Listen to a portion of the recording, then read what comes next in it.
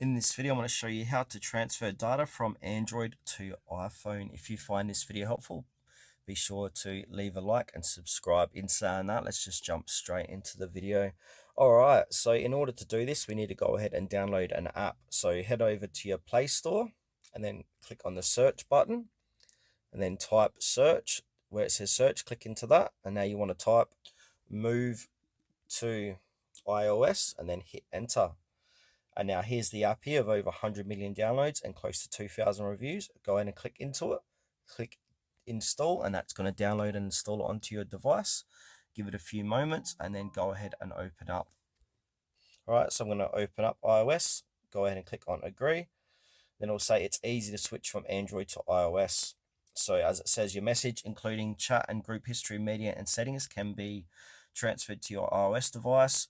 Restore apps by signing with your Apple account on your iOS device when the transfer is complete. And then photos, videos, and albums easily transferred to the Photos app if you use Google Photos. So back up your photos before transferring so they'll sync when you sign in on your iOS device.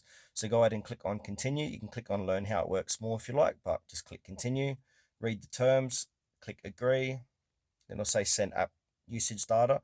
I'm just going to say don't send. And now we need to allow app location permissions. So click continue, and then while using the app, then you need to turn on notifications, click allow.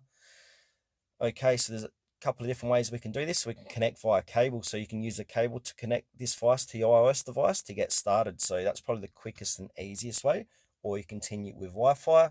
So connect the devices and your iOS device to the same Wi-Fi network to get started. And then once your iOS device should appear here, and just continue with the steps. So yeah, if we go ahead and connect via cable, you want to click continue here, and then you should see a code on your iOS device. If there isn't a code, make sure your iOS setup assistant and select from Android to transfer, then click continue. And now enter the one-time code. So you'll get a one-time code sent to your iOS device, and then put that code here, and then it'll click continue, and then just continue with the transfer.